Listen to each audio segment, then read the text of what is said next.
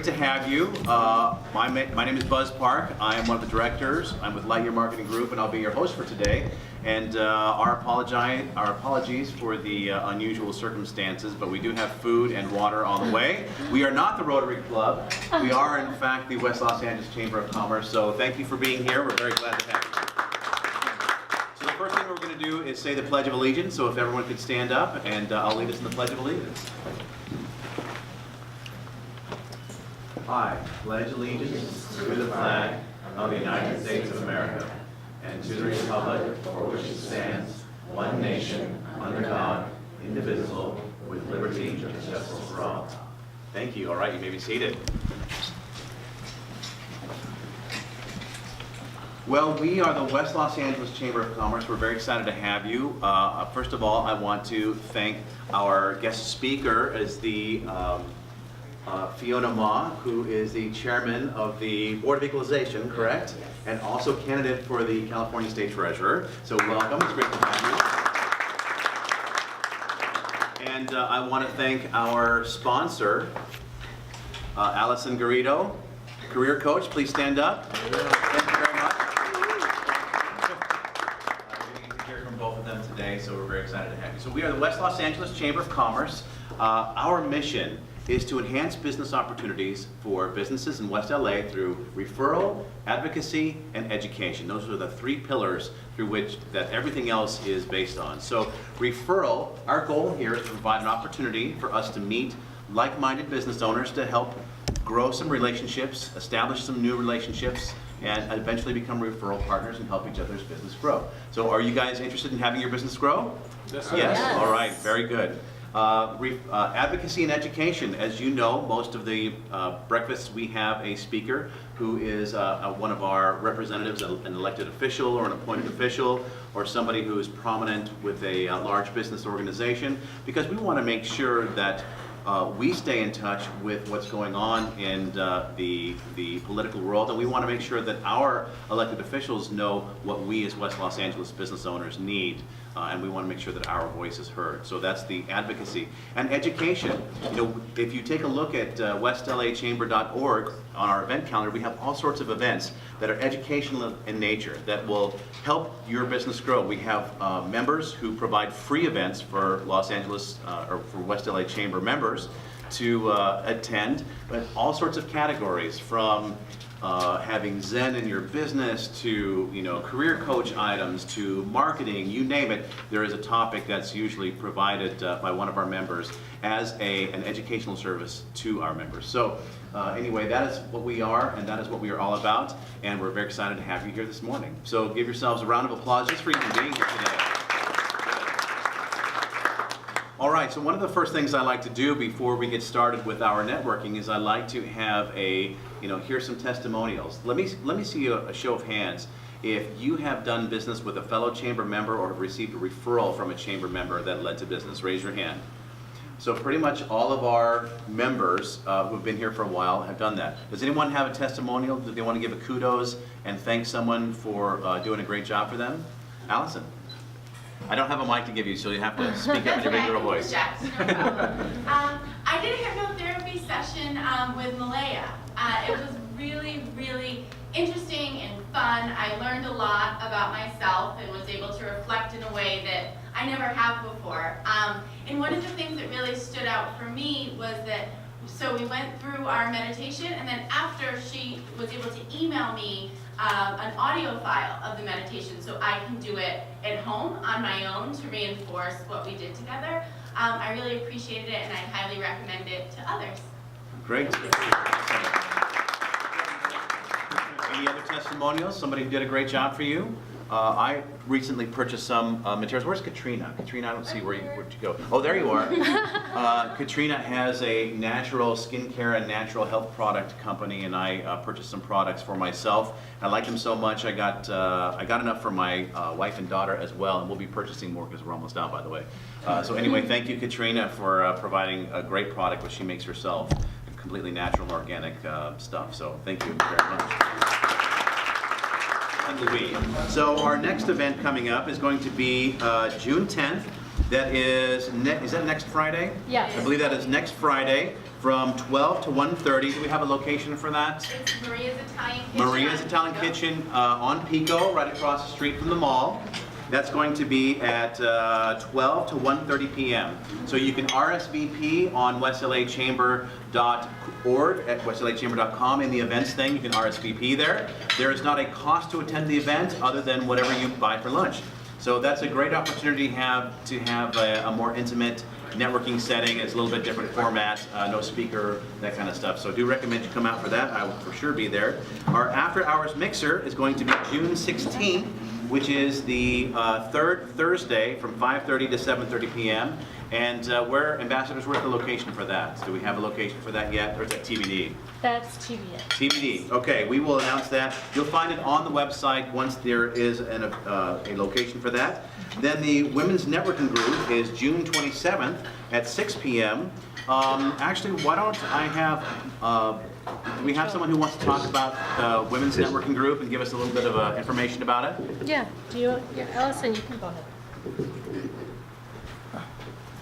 What is the Women's Networking Group? So the Women's Networking Group meets monthly. We have a different speaker, a different chamber member speaker every month with a topic about growing your business. We were lucky enough to have Rachel this month or last month in May talk about Facebook ads. So it's an opportunity for women from the chamber to get together and talk about our business needs and learn some new skills, I guess, or information. Buzz also did a great presentation a few months ago. So I had we have to dress in all-star drag, cast. And where's the next one going to be? I believe the next one we're sticking with Rodeo Realty. We do have the information on Meetup as well as on our chamber page. So we've been meeting at Rodeo Realty, and there's parking information and everything provided when you register. And that is $10 for non-members. For members, it is free. And members also get the opportunity, if they have something to share with the group, then they have the opportunity to speak. Great, thank you very much. Wow. Nice job. Boy, those donuts really. And do we have an authors club coming up?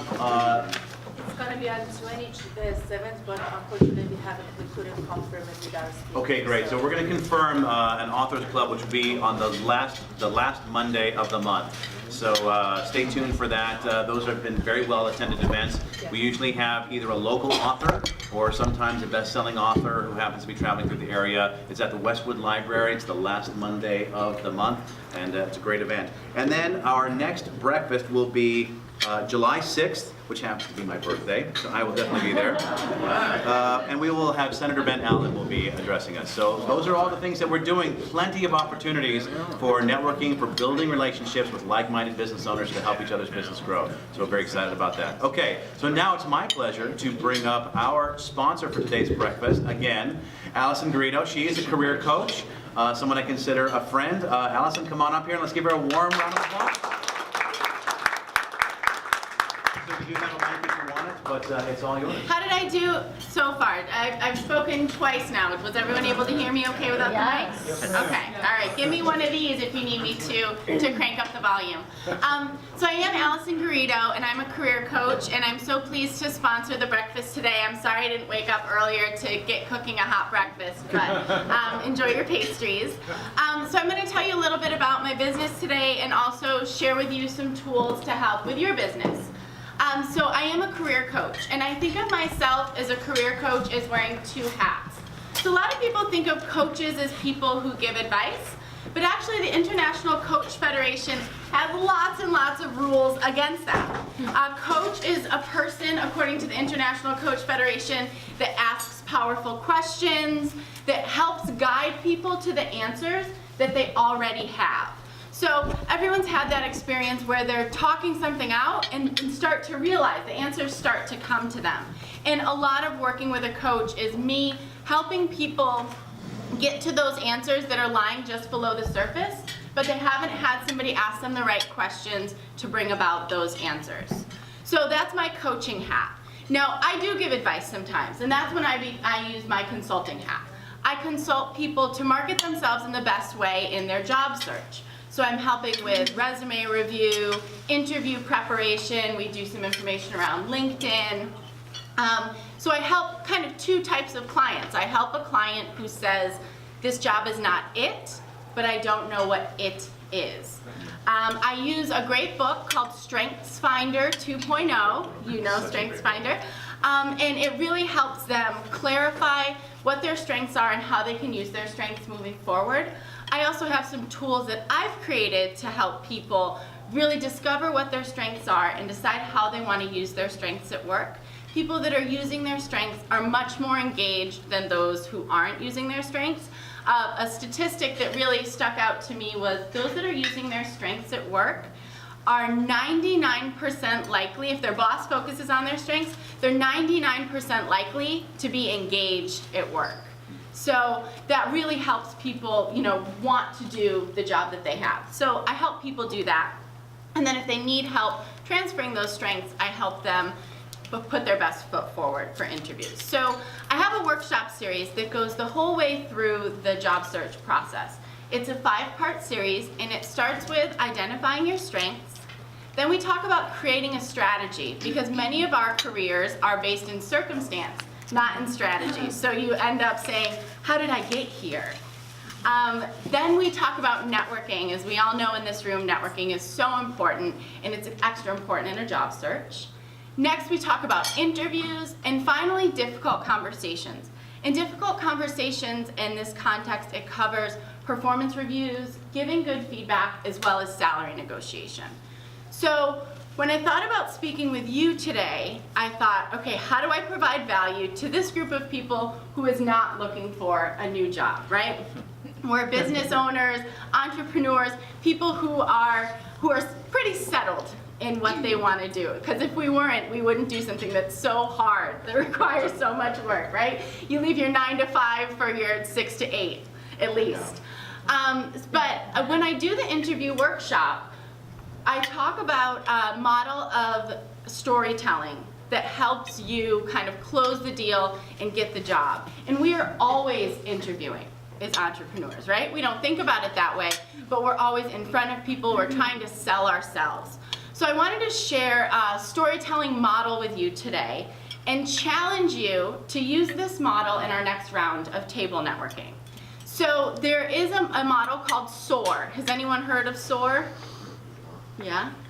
Do you think you know what that's okay. So SOAR is soar like an eagle, not like there's something wrong. So it's SOAR, S-O-A-R. And it stands for situation, obstacle, action, and result. Okay? So think about the little pitch you just gave. You probably talked about your ideal client, what their problem is, and what you do to help them. But did you say at the end why it works, what the result is? Now Buzz has a great pitch, and it sticks out in my mind because Buzz talks about the results. At the end, Buzz says he will help you find, get, and keep customers, right? So think about that when you're doing your next round of table networking, and I'll repeat the acronym again. It's situation, obstacle, action, result. And those results are what helps you close the deal and get the customer. I appreciate you again, you having me today. There is some information about what I provide on the table. It's the first time I meet with someone. It's called a career kickstart session. And it's a time for us to get to know each other, for me to make a recommendation of how we could work together.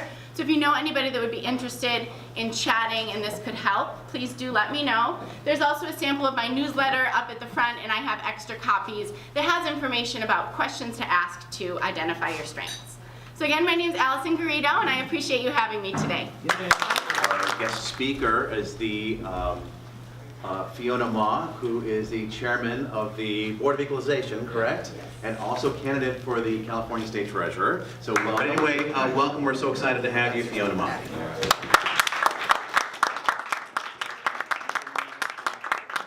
Well, I'll use my mic. It'll save my voice a little bit. Good morning. Good morning. Good morning. Actually, my consultants are right here, Shaman Communications, so that's why many of you are probably getting my emails. My name is Fiona Ma. As I mentioned at our lightning round, my background is a CPA. I am the oldest child of immigrant parents. So growing up, My parents wanted us to be a lawyer, an engineer, accountant, or a doctor. Since I was good at math, I became an accountant. My brother is an engineer, and my sister is almost done with chiropractic school. So I think my parents, their dreams were fulfilled. But I started my career working for one of the big 8 accounting firms. I left after 5 years. Wasn't a lot of women partners or senior managers at the time. And so I left and started my own practice. And I was networking, like at one of these events, and someone tapped me on the shoulder and said, "Miss Ma, if you want to get clients quickly, you should be president of this nonprofit business association. Don't worry, it's not going to be a lot of time, we'll help you." And I was gullible, and I said, okay, and I became president of the Asian Business Association. So I was 28 years old. That was the first time I ever got involved in politics. My parents were born in China. You don't get involved in politics in China, right? So they came to this country, and they're like, do not get involved. So 28 years old, all of a sudden, I had to go and lobby the local board of supervisors and the mayor for more business opportunities. Went to Sacramento to testify on bills. Got elected delegate to the White House Conference on Small Business in 1995 under President Bill Clinton. And I thought, oh my God, the President of the United States cares about small business, wants us to come and tell him about the top 100 issues we would like him and Congress to fix. And so that kind of led to coming home, telling my mom and dad that I really appreciate all your sacrifice. I know you want the best for me, but I don't think my mission in life is to sit in an office for 16 hours a day and do people's taxes. I said, I think, Mom and Dad, I want to get involved in public life and serve the people. I think that's where my passion is. So as you can imagine, my parents, fought me for many years and said, please don't embarrass us. Accounting is a good profession. And it took about 8 years. I got my MBA because they wanted me to do that. I got married because they wanted me to do that. And then finally, I'm 35 years old, and I said, Mom and Dad, please bless me. Please let me do something I want to do for once in my life. So my parents just shrugged their shoulders. They said, fine. They moved to Las Vegas. And I was able to run for office. And so I think in hindsight, the fact that I had to wait 8 years to do it better prepared me. I worked on many campaigns. I did everything. I filed lots of tax filings for everyone pro bono. I walked precincts. I made calls, did everything I could to prepare for running for office. My first office was the San Francisco Board of Supervisors. We are the only city and county in California. There's 11 members on the board, and I always say it's like the game show Survivor. No permanent friends or enemies, and everyone's trying to throw each other off the island for $1 million. Very, very serious. So when I got elected in 2002, I was only the second woman out of 11. So 9 men, 2 women. I really wasn't prepared for all of the kind of backbiting, the nastiness, the you kind of have to know how to play at that level, and I wasn't prepared. So I decided to do what I wanted to do, is go and just serve the community. Continue putting in, playgrounds, cleaning graffiti, garbage cans in the neighborhood, painting, parking lines so people know where to park, whatever people wanted. And when the state assembly seat opened up, I was like, ready to go, take me. So I got elected to the state assembly, and I was pretty tough there because I had been beaten up for so many years at the local level that I was probably one of the stronger candidates in the legislature. Started out as majority whip for 4 years, and then finished my last 2 years as Speaker Pro Tem. So number 2, and the first woman, Chinese woman ever to be elected to Speaker Pro Tem. So I got 60 bills passed by, 60 bills signed in 6 years, signed by 2 different governors. Arnold was the governor, and then also Jerry Brown. Loved it, passed many First in the Nation bills, and then I faced forced retirement, called term limits. So all of a sudden, I'm like, what should I be doing? What can I do? By this time, my parents had moved back from Las Vegas because they, the family never went out there and they missed their church friends and Chinese food. So they moved back to San Francisco and they moved back in with me. So my parents and I are, my dad, he doesn't like me to say roommates, he just says housemates. So we are housemates. And my dad, of course, said, you should go back into business. Go back, start your own company, do accounting again. And the more he kept saying that, the more I'm like, no, I need to run for another office. And the State Board of Equalization opened up. And I was like, well, I don't know if I really want to go back into taxes again, right? But this job, Board of Equalization, encompasses everything I've done in the last 20 years. It's like the job I was meant to do. I hear income tax appeals. So if you have a dispute with the Franchise Tax Board and you want to either go to court, if you go to court, you have to pay what the Franchise Tax Board says you owe, plus interest and penalties, or you don't pay anything and you take your chances before our 5-member board. So a lot of people do take that option. So I am, again, like using all of my tax concepts and things I've learned with my clients. And I have to say, in a year and a half, there's not one tax case that has come before me where I don't understand the issue. So I think all of that education and professional experience paid off. I also get to work directly with small business owners. And that's where I started originally, is representing small business owners because it is difficult. We're just worried about, keeping the lights on, paying our employees, making sure we hit rent. And we don't have time to go and lobby in Sacramento. We don't have enough money to hire fancy lobbyists. We're lucky to hire a lawyer or a CPA, good for us, a bookkeeper, but most people do it on their own. And so in this job, I do a lot of free seminars through the BOE around my district right now. And then I also go and speak a lot to small business owners and try to keep them out of trouble. I also have a monthly newsletter, and for those of you who get it, there are always helpful tips in it. So I put in my newsletter actual issues and cases that I hear. So for example, we had a case, or I heard of a case where the business owner did not issue 1099s to their contract employees.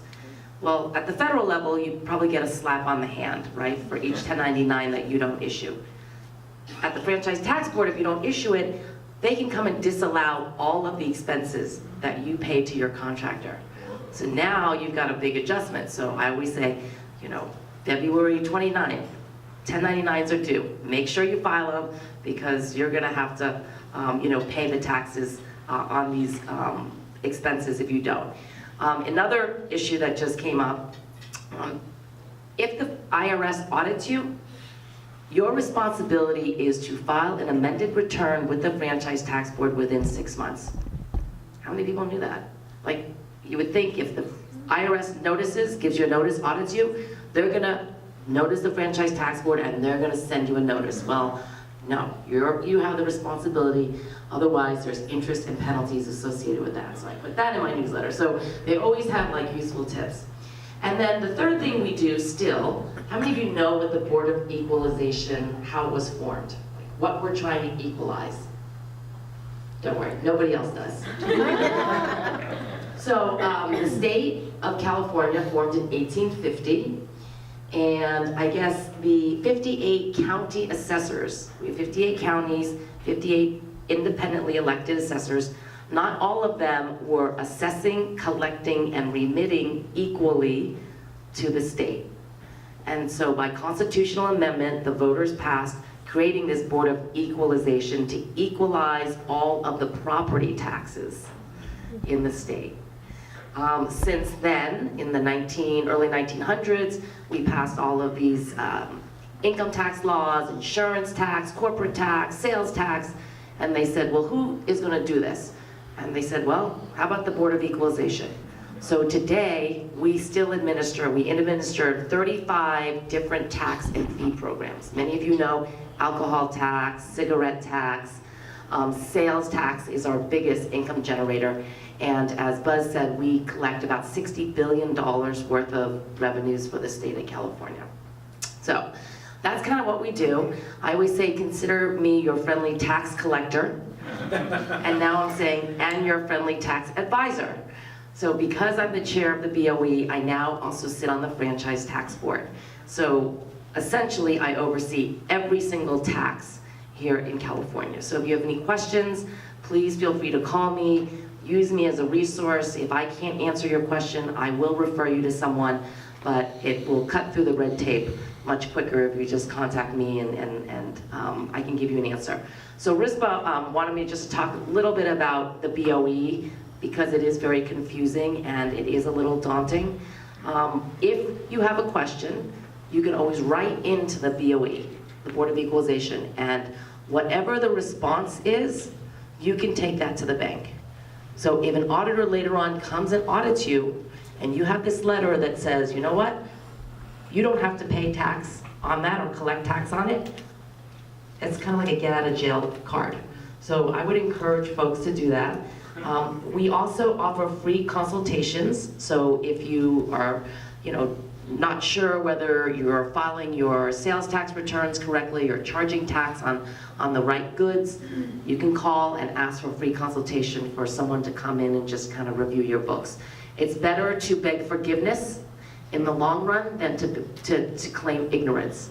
Because when you claim ignorance and you come before us at the board, we're not going to be as lenient as if you had a consultation, went to a seminar, hired a professional bookkeeper, actually changed your, your habits and started doing it right. Then this board, our board right now kind of tends to say, okay, they are trying to do the right thing and actually being proactive. And so we will maybe relieve, the penalties and maybe try to work out some sort of deal with you. But if anyone has any direct questions, I'm more than happy to answer them. But some of my platforms when I got elected was the 3 Fs. Number 1, make our agency a friendlier place. Right? Over the years, how many of you have said or heard that, oh, the IRS is, that they're mean and they're trying to bankrupt us and they're aggressive, and then you heard that about the Franchise Tax Board, and then you heard that about the BOE. So I'm really trying to change the image to make us a friendlier tax agency. Come in and see us. We will call you back. We want to help you. We have the scope team that goes out to the businesses just to really check and see whether you have your permits up, whether you have your business license, health insurance, health permit, or your business license, and then they're really there to answer any questions. So if you have any questions, please utilize them. Our website has a lot of information. Everything can be found on there, just not easily. That's what I say. So I go around and I put together like a 2-pager. So if you're a restaurant, if you're a bar, if you have a mobile food truck, if you have a winery, if you have a brewery, if you raise cattle, I put together these cheat sheets for you so that it's much easier for you to access which publications are applicable to you instead of trying to figure it all out. And then, let's see. Yes? 3Fs, friendly. Oh, yeah, that's right. 3Fs, friendly, fairness, make sure we're going after the underground economy. As you know, all of you are paying your fair share of taxes, but maybe your neighbor is not. Feel free to report it to us because, a lot of our business comes from referrals. So we like that. And then, one of the big underground economies, which I'm trying to bring above above line, is the cannabis industry. Yeah. I actually didn't know for 20 years that this industry has flourished to the point where it is probably our largest economic generator in the state. Yet, because they cannot access our banking system, right? Cannabis is still considered a legal one, illegal drug. They are not allowed to open up bank accounts or have a credit card. And for me, I'm like, no wonder we're not collecting as much taxes, because it's hard to pay your taxes, right? People are trying to bring, suitcase loads of cash into, the different agencies trying to pay their taxes, yet a lot of the agencies don't accept cash. And if you have to pay in cash, they charge you 5% or 10%. So here you're penalizing this whole industry, allowing them to get into commerce and paying their taxes. So I've been spending a lot of my last year trying to, encourage Congress to change the laws. The president, let them bank. They're already doing business. Let them, get a bank loan, get a car loan, have a credit score. I mean, it's just like this whole underground economy, and they really do, for the most part. Many of them do want to come above ground, and they do want to come into compliance. So a lot of them now are applying for seller certificates through our agency. And the third F is fix it.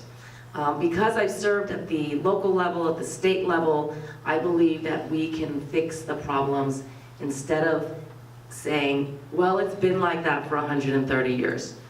To me, that's not an acceptable answer, right? If it's not working, let's fix it. And I'll give you an example for small business owners. If you have a dry cleaner and you do alterations, the alterations is supposed to be taxable in some auditors' minds, right? Because in the code, it said somewhere where alterations are taxable. Now, in my mind, if you're gonna buy a new suit at Macy's and get it altered, well, yes, that should be part of the sales price, and that should be taxable as part of the original garment. But an auditor has interpreted that alterations are taxable. So he has been going into small little dry cleaners and going through their alterations and saying, you should have collected sales tax on it. So that's not, exactly, it's ridiculous. So it's brought before us, and we are gonna fix that problem, right? And clarify it. So if there's any sort of issues like this where, an auditor comes in and you're like, this is crazy, call me, I wanna fix it, that's my third F. So those are my campaign platforms. And like Allison, I consider myself a small business. If you are not coming to me, you're probably going to Senator Allen, right? If you're not going to Senator Allen, you're going to someplace else. So we are all fighting for your business. We all want you to call us.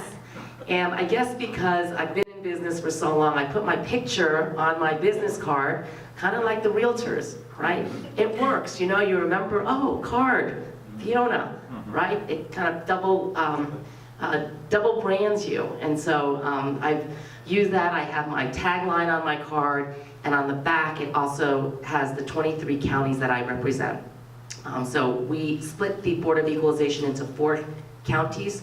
We all represent about 10 million people. I happen to represent the Oregon border all the way down to Santa Barbara, but because I am chair, I represent all of you now. So the whole state is free game. So anyway, I'm here to answer any questions you may have. Respond. First of all, thank you for joining us today. The question is, why the small businesses, they have to return all of the sales tax collected from the customers versus the large corporation. Large corporation return the taxes after deducted expenses from the tax. Yeah, so for the Board of Equalization, if you sell a tangible personal product, you are responsible to collect the sales tax on behalf of your customer, or if you don't want to do it, you can pay it out of your own pocket. So sometimes people list, right, like at a bar, it'll say glass of wine, $9. It doesn't say glass of wine, $9 plus sales tax on it, right? Because they build in the sales tax and they back it out so that the vendor actually calculates it. But for most people, you buy a coffee, right? Well, maybe not coffee, like a donut. Maybe not a donut either, food. Okay, how about you buy a pocketbook? Pocketbook. They will charge whatever 8.5%, 9% sales tax on it, and you're supposed to remit it. Now, I honestly think that this is a little bit antiquated, the way our system is. Most people collect the sales tax for 3 months, and then they remit it. And that's where people get into trouble, is because now you have this pocket of money sitting in a bank account, and if there's an emergency, well, what are you gonna do? You're gonna go and like borrow from it, and hopefully you're gonna put it back. And some people just don't. So I don't understand in this day and age with computers and POS systems, why, like daily, you know how much sales tax you collect? Just remit it. So the BOE, get it out of your bank account instead of having that temptation. So we are working with the cannabis industry, and I hope that that's gonna be the way it is when, you know, they're remitting more often so that small business owners don't get in trouble. Why is it when you buy a cell phone and you get like, say the phone costs $600 and you pay $100 for it? Yeah. Why are they allowed to charge tax on all the $600 when you go to any other business in the country? Right. And you get like Lowell's, if you go and get 10% off, they don't charge you on the list price, they charge you what you actually pay. Why is the cell phone industry different? Yeah, so I was there when we talked about this, because a lot of the phone companies now are giving phones away for free. So some give it away for free, some actually charge you for it. So it's not fair. So there is now a certain number where even if you give away a phone, you still have to charge tax on a certain number, because it's just not a fair playing field, right? Because you're losing a lot of taxes because you're giving away this phone and you're not charging the $600 anymore. So I think, I don't know what the price is that they settled on, like $235 average. Even if you give away a phone, you still have to pay tax on that $235. Now, there are people who are litigating because they don't think that it is fair, but that is the law that passed, and you know, people are supposed to be collecting even if you give away the phone. But if it only applies to phones, doesn't it mean, why doesn't it apply to any other product? You know, it may in the future, as you know, in government, when there's a loophole and it's Next session. exploited, then it could be next session's bill. But right now, the phone industry is the one that is, you know, gives away a lot of phones, and So it so is subsidized as opposed, it's not really discounted, it's subsidized. subsidized, So it's discounted, it's given away. I mean, you know, the phone companies are very competitive in trying to get customers, so any way to bring them in. And so there's a lot of tax revenues lost, and, you know, elected officials, you know, saw that there was a loophole in that law. We have time for one more question. Okay. Yeah. My question about the medical marijuana, it's public benefit on the in the franchise tax code. I know about the federal law, but do they get the exemption from franchise tax code or not? The exemption meaning what? Exemption as a public, as a non-profit. Because mostly they apply as a non-profit on the state level, don't care about the federal level because there's so another things about it, but on the state level, are they getting their exemption? They need to file Form 3500 or not? That is a good question, because they're set up as nonprofit cooperatives under Yes. Prop 215. You know what, it's the first time I was asked that question. I'm sure they are, since they are a nonprofit cooperative. They're filing all of their, you know, 990s.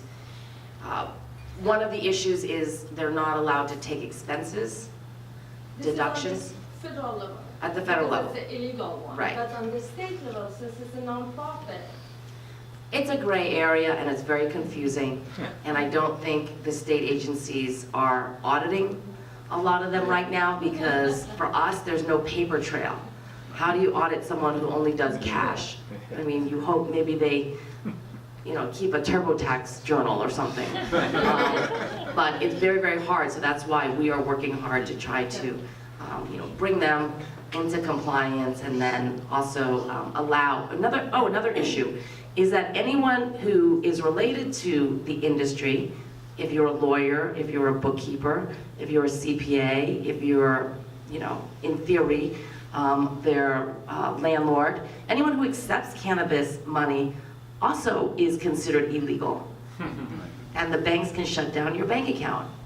So it's created this whole underground economy, so as it becomes legal, then they can hire professionals who can give them the good advice to make sure that they are complying and keeping the right books and records. So this is an evolving industry in my mind, and depending on what happens in November, if the legalization initiative passes, if that passes, I mean, it's just gonna change this whole industry, you know. Yeah, because other states, 200%. they have it and they pass it, so it's so much Yeah. different than California. Exactly. Thank you. Thank you, all right.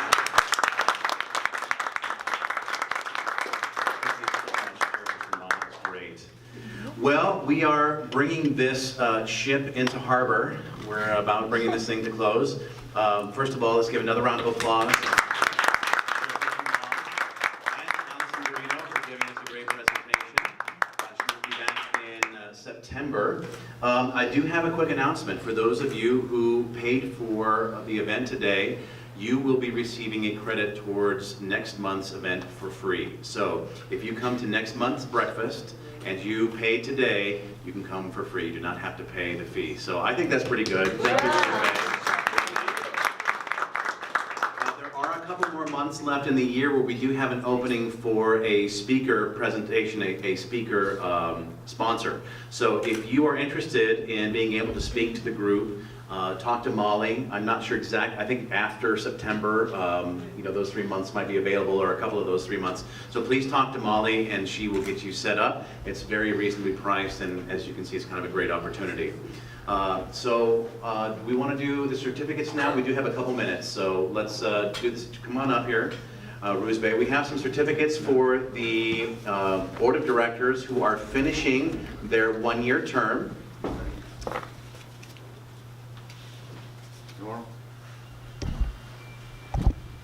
And who's going to be presenting the certificates today? It's self-presented. I don't know if that's a word or not, but we're going to self-present. So I'll tell you what, let's move this out of here.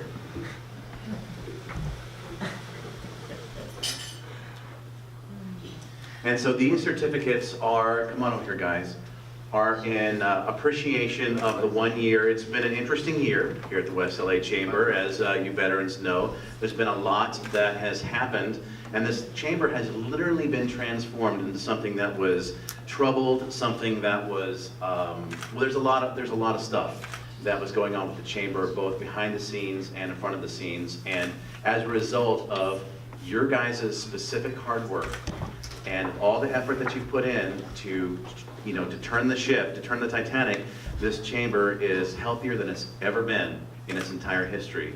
And we are on track to become one of the most influential chambers in Southern California, if not the entire state of California. So thank you for all the hard work that you guys have done.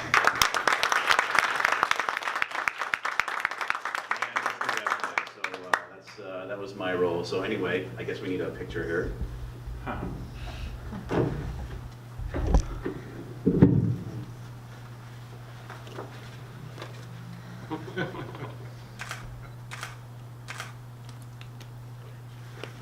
Ready?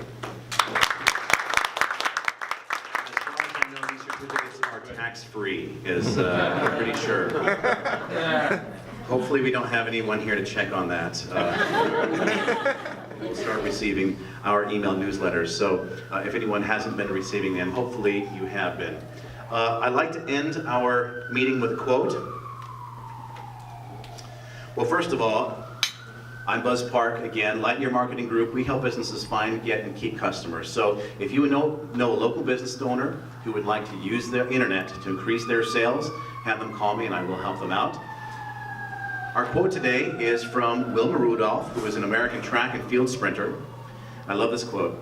Never underestimate the power of dreams and the influence of the human spirit. We are all the same in this notion. The potential for greatness lives within each of us. So everybody go out, fulfill your dreams, and be great, and we will see you at the next event. Thank you.